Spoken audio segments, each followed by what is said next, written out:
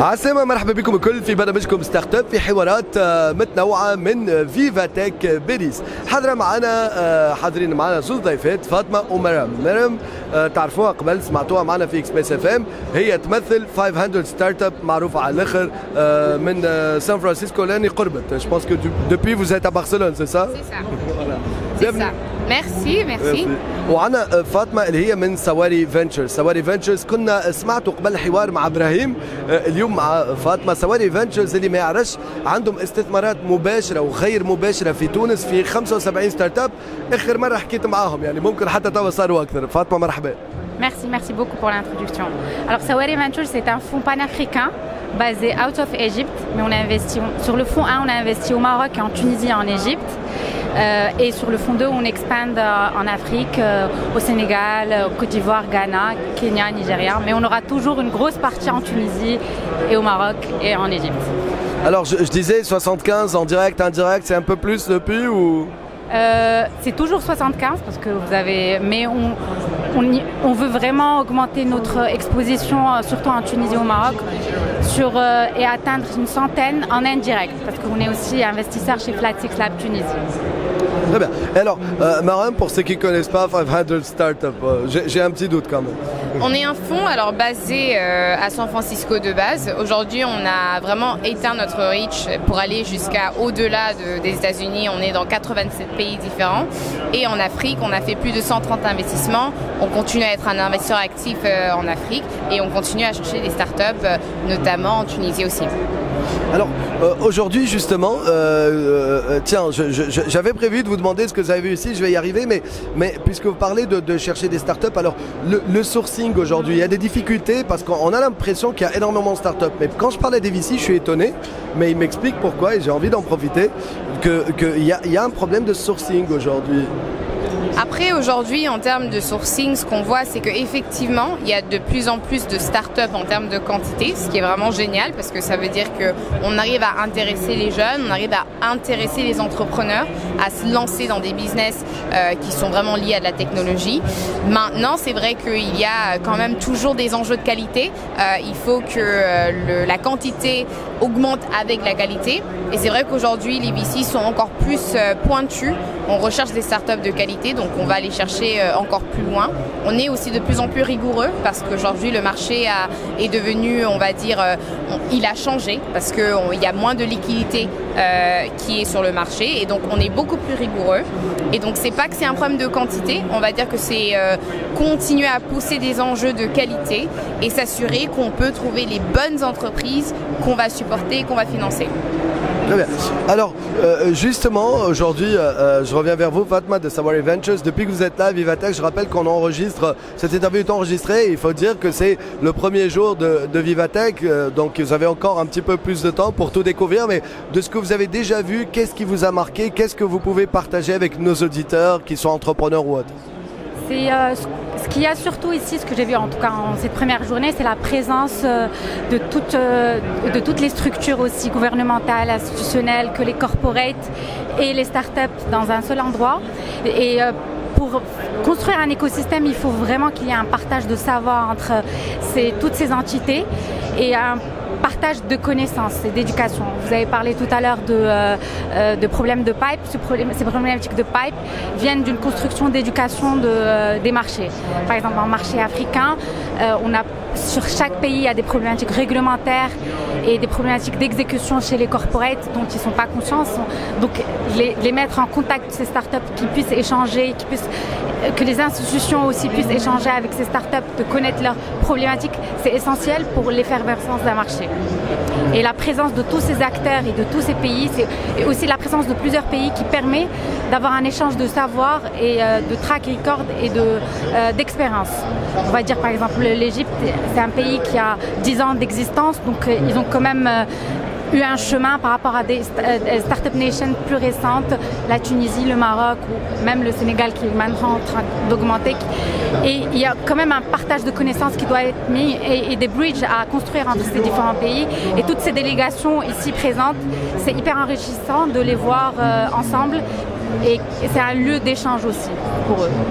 Alors, pour vous justement, qu'est-ce qui attire votre attention? Est-ce qu'il y a déjà des tendances qui émergent comme ça que vous êtes en train de voir, Madame Zhang, je rappelle, de 500 Startups? Je pense qu'il y a vraiment deux sujets cette année. Le premier étant, comme Fatima vient de le dire, qu'il y a énormément de délégations internationales, mais vraiment africaines. Donc on voit, on va dire un peu plus un échange qui se fait entre ces pays-là, et j'espère qu'il va donner résultat à des actions concrètes en termes de bridge.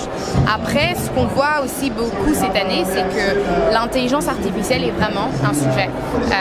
Que ce soit à travers les grands groupes, que ce soit à travers des startups, que ce soit à travers même les VC qui sont là, on voit que l'intelligence artificielle est un sujet qui revient beaucoup. Les entrepreneurs et les investisseurs sont curieux de savoir comment est-ce que les business vont incorporer l'intelligence artificielle. On voit que tous les grands groupes qui sont ici font certaines mentions à des produits qu'ils vont lancer, à des concepts qui sont liés à l'IA. Et on voit aussi que les startups sont vraiment dans tous les secteurs, que ce soit fintech, agritech, high-tech, de plus en plus, la mention de l'IA comme étant, on va dire même un cornerstone de leur développement de produits est assez différent de ce que c'était l'année dernière. Alors pour terminer, tout à l'heure on a parlé d'un problème de pipe, donc de sourcing, de start-up aujourd'hui, bien que dans une lecture primaire on dirait qu'il y a beaucoup de start-up, mais quand même vous continuez à chercher, il y a un petit problème de pipe. Et de l'autre côté, il y a un petit problème avec l'argent. Il y a énormément voilà, on dit que l'argent se fait un petit peu plus rare par ces temps-ci. Donc, qu'est-ce qui fait qu'aujourd'hui, que ce soit Sawari Ventures ou vous, 500 Startups, vous allez mettre de l'argent dans une startup? S'il y a des conseils, voilà, pour les entrepreneurs qui vous écoutent, qu'est-ce qui ferait que demain vous allez leur faire confiance et puis investir dans leur projet? L'argent, il y en aura toujours. Enfin, il y a quand même la dynamique actuelle a fait changer les choses parce que les taux ont augmenté. Il n'y a plus autant d'investisseurs US qui viennent dans des marchés africains, vu les taux, mais nous fonds panafricains, on restera sur le marché. Ce qui fait qu'on va investir, c'est la qualité du fondateur, la solidité du fondateur, la complémentarité entre le founder team, mais aussi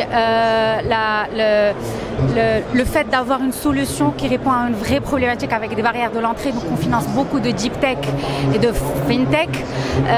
Les nouvelles aussi startups qu'on va financer, c'est tout ce qui est climate tech, parce que les problématiques de climate tech sont primordiales sur notre continent.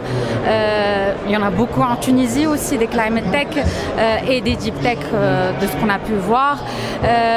Mais aussi surtout une solution qui répond à un vrai besoin, qui a un gros marché.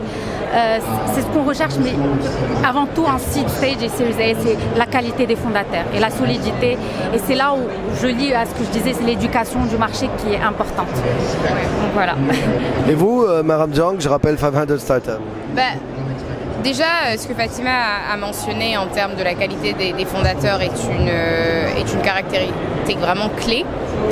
Et au-delà de ça, surtout dans les marchés aujourd'hui africains, et surtout par exemple pour ceux qui nous écoutent qui sont des entrepreneurs tunisiens, aujourd'hui il devient encore plus impératif dès le début d'avoir un plan d'expansion dans plusieurs pays africains.